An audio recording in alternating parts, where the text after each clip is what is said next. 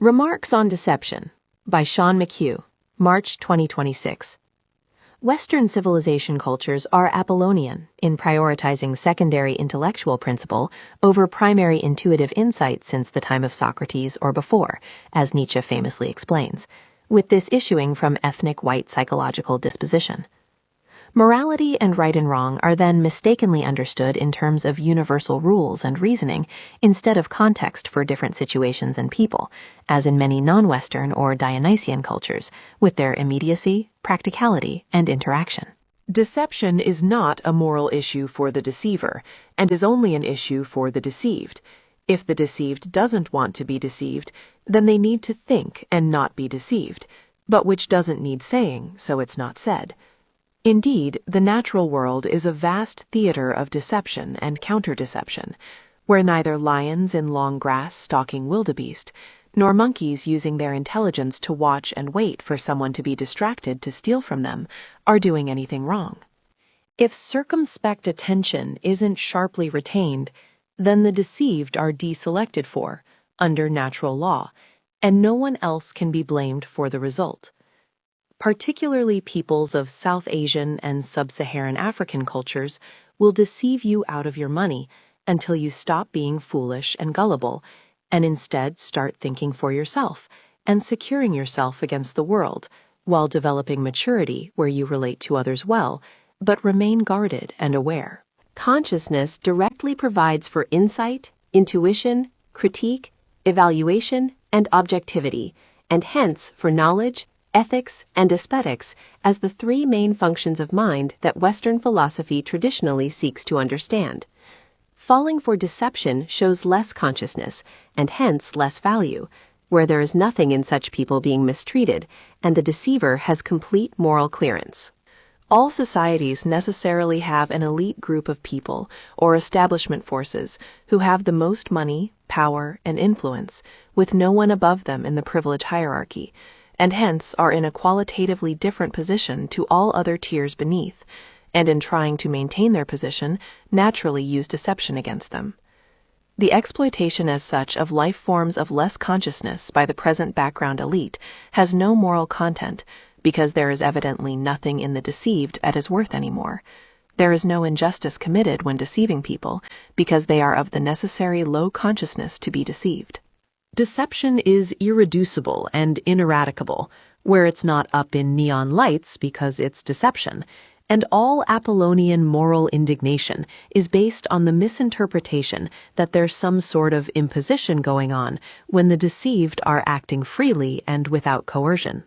The elite indicating to the lower social tiers their exploitative plans for them in advance of carrying them out is then important in underlining the responsibility being with the autonomous adults who indicate their worth by their evaluative capacity and acceptance or resistance of subsequent treatment.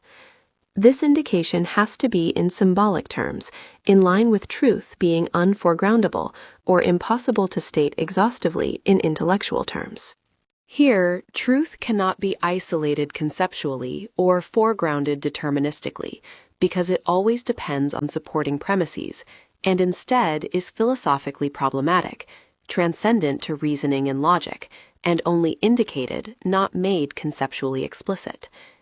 Epistemology, as the search for theoretical grounds of knowledge or certain knowledge in intellectual or propositional terms, is secondary to direct life experience, and hence impossible in principle to conclude.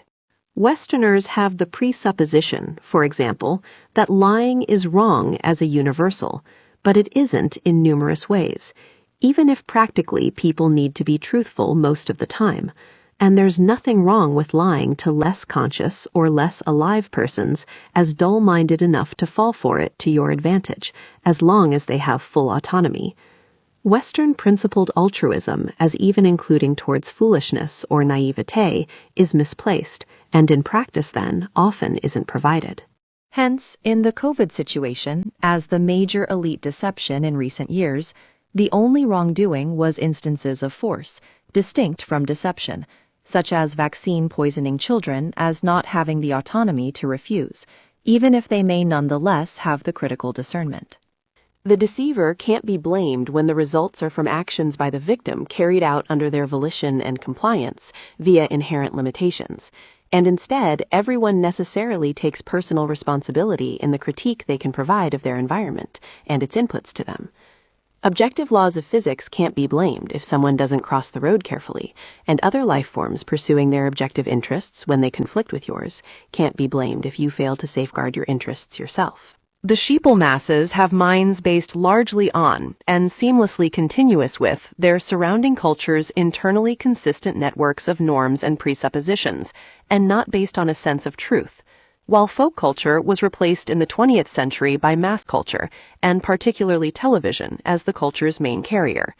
From mid-century, instead of people interacting with each other to derive worldviews, the alienation inherent in the discrete and detached attention characterizing Apollonian culture meant norms could instead be issued top-down by elite-controlled media, as then taken up by the masses and defended as part of personal identity. The West's prioritization of the intellect over intuition leads to great technological advantages, but also makes the less conscious particularly deceivable, with the culture as abstractly rationalized sky castle norms and paradigms being more manipulable. The more conscious can outwardly explain their insights, understanding, and access to truth to the less, but the less can't gain these. Instead, facts and experience contradicting cultural norms only issue cognitive dissonance and thought seizing up, all as computers have no further position beyond conflicting instructions to make sense of them, and instead, the less can only be influenced in terms of shepherding. Ethics as high principle, and rules for all at all times in Western culture, is expressed in its religions of Christianity plus Islam and the smaller numbers for Judaism, within the doctrinal and book-based Abrahamic group. By contrast, ethics as context-dependent in the Indian tradition and related cultures is expressed in its religions of Hinduism plus Buddhism and the smaller numbers for Sikhism and Jainism within the Dharmic group, while Chinese, Taoic, and African animist groups are similar. Christianity has value in emphasizing compassion, but brings confusion when there isn't the consciousness or value there to be compassionate about, and often when more consciousness would have avoided the adversity involved in the first place. The mistake is projecting a higher endowment of consciousness and value onto simpler entities, as also walking and talking, but being closer to zombies, and indeed who will readily turn against the more consciousness under small-minded and ignoble motives that the more readily see beyond and would never consider. Consciousness, although fundamental, is variable across individuals, along with all other mental and physical parameters, such that the human mind isn't a unitary category to elicit universal responses towards. The present elite behind Western societies are ordinary, less conscious people, who then don't properly value the whole in which they exist, and instead, whose attention is only fearfully directed downwards, with ongoing strategies to control the lower tiers and prevent loss of their position. Instead, a meritocratic social system is needed, where the more insightful and capable can rise, but the value of all life is acknowledged and flourishes on its level to contribute to the whole. The current system is unmeritocratic, where higher tiers of social privilege have no inherent superiority over the lower. In distinction to a quality elite as depicted in Plato's book The Republic at the start of Western civilization, at the present, garbage dumps garbage on garbage, which matters little in itself, but where the overall situation that all have to exist in is affected. The natural social pyramid of consciousness and value should match the pyramid hierarchy of power and privilege, and hence nationalist values are needed in providing a strong culture and sense of community, yet individual freedom and minimum government reach to take the society forward. The Western civilization achievement of paradoxical, if modest, valuing and normalizing of individuality and criticality needs extending, while supplying the low conscious masses with good background values to hold with, even while they're beyond them.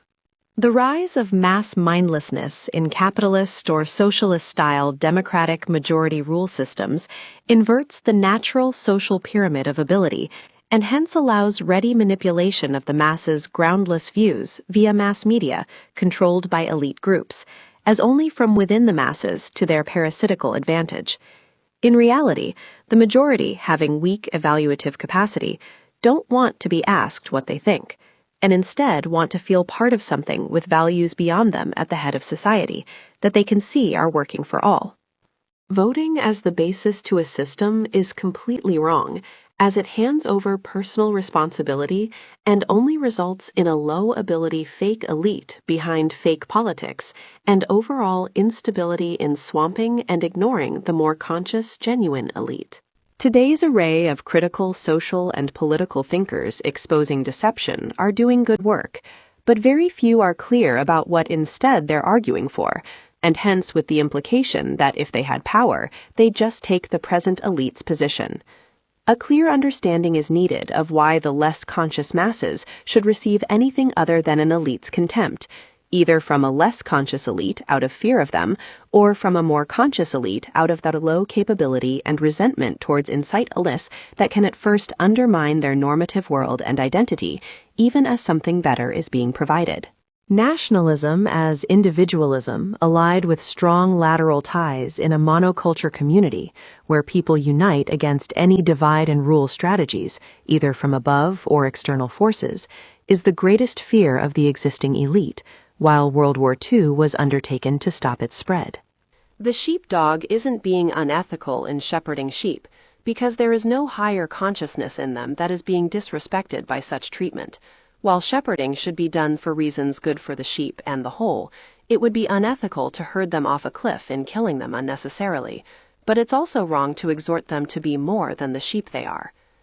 The notion of waking up to deception beyond the individual's consciousness and intuition and critical evaluation or judgment resting on it is false, as this is a fixed inherited quantity. The given level of interiority for a position against social conditioning means there is no such thing as false consciousness or someone being able to look more critically at themselves or the world than they do, and instead all life immediately intuits knowledge to the extent they can, and never anything else. For example, the masses couldn't see through the COVID years of extreme insanity and lies, then carried out the actions against them themselves while hating those who could, and took instructions from obviously corrupted politicians, likely including pedophile subhuman filth dancing on the end of blackmail strings. They chose to impede their own breathing that keeps them alive and inject themselves with fake vaccine poison as having zero personal evidence justifying it, and just because an authority told them to. This makes transparent their mental basis in empty sky castles and paradigms of norms, but they should be well treated and respected for what they are, all as animals with similar consciousness. It's senseless to tell them that impeding their breathing and injecting themselves for no reason is dangerous, because they're already well aware, and where their choice isn't an issue of information, but inner judgment out of a level of consciousness and value. Any questions?